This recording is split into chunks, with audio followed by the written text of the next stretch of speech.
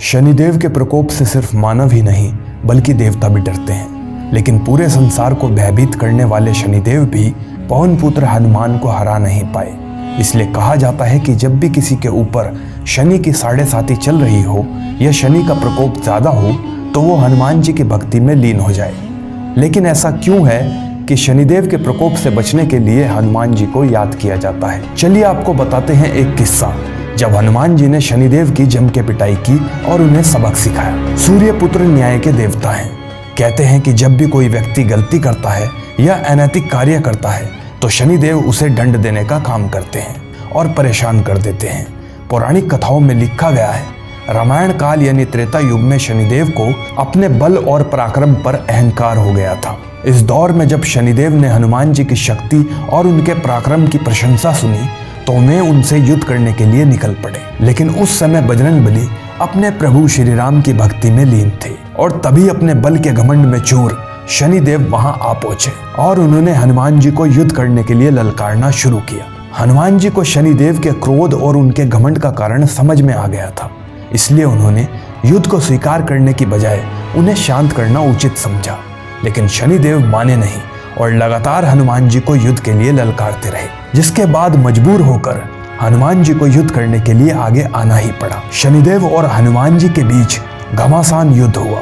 स्वयं शिव के अंश अवतार और राम भक्त हनुमान के सामने भला कौन टिक सकता है। उस युद्ध का अंजाम वही हुआ जो होना था। बजरंगबली ने शनिदेव को परास्त कर दिया।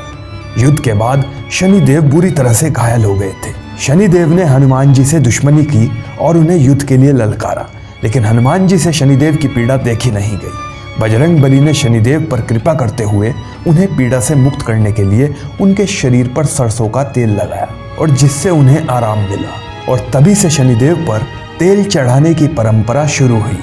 और अब तो शनिदेव पर लोग तेल चढ़ाते हैं ताकि उनके प्रकोप से बच पाएं। एक किस्सा और है जो हनुमान जी और शनिदेव के बीच हुआ था, जो कि काफी प्रचलित है, लेकिन इसमें युद्ध नहीं हुआ था।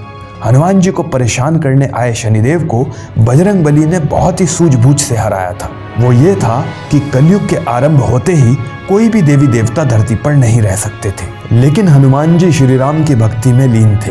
तभी शनिदेव वहां पहुंचे और कर्कश बोली में हनुमान जी को धरती छोड़ने के लिए कहा और उन्हें डराते हुए ये कहने लगे कि कलयुग में कोई भी देवता धरती पर नहीं रह सकता, क्योंकि जो भी इस धरती पर रहता है उस पर मेरी साढ़े साती की दशा प्रभावी होती है। इसलिए मेरी ये साढ़े साती की दशा आप पर भी प्रभावी होने वाली है।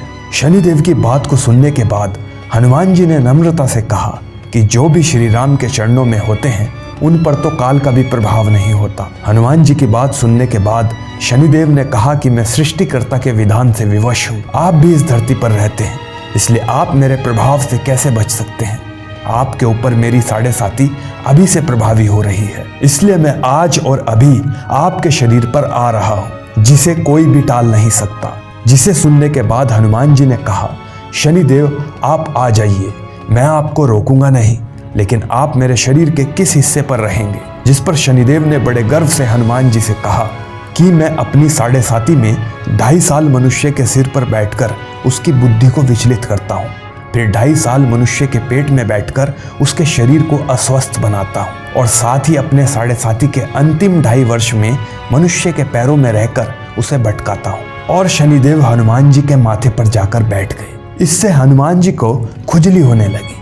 तभी हनुमान जी ने पर्वत उठाकर अपने माथे पर रख लिया। शनिदेव उस पर्वत के नीचे दबने लगे और उन्होंने हनुमान जी से पूछा कि आप क्या कर रहे हैं? हनुमान जी ने कहा कि जिस तरह से शनिदेव सृष्टिकर्ता के आगे मजबूर हैं, वो खुद अपने स्वभाव के आगे मजबूर हैं।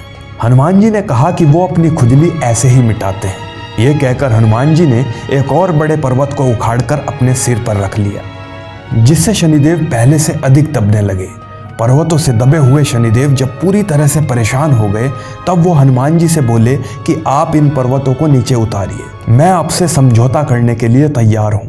तब शनिदेव की बात हनुमान जी ने अनसुनी कर दी और एक और पर्वत सर पर उठा लिया। शनिदेव ने दर्द में कहा कि वो कभी भी हनुमान जी के नज़दीक नहीं जाएंगे, लेकिन हनुमान जी यहाँ नहीं रुके और उन्होंने चौथा पर्वत भी अपने सर पर रख दिया। तब इस बड़ी विपत्ति में फंसे शनिदेव ने हनुमान जी से विनती करते हुए कहा कि मुझे छोड़ दो पवन पुत्र, मैं कभी उन लोगों के समीप नहीं जाऊंगा जो आपका स्मरण करते होंगे। इसलिए कहा जाता है कि जब भी आप पर साढ़े साथी चले, आप हनुमान जी का स्मरण करें, साथ ही सभी परेशानियों का सामना करें, उनसे लड़ें, तभी उन पर विजय प्राप्ति होगी।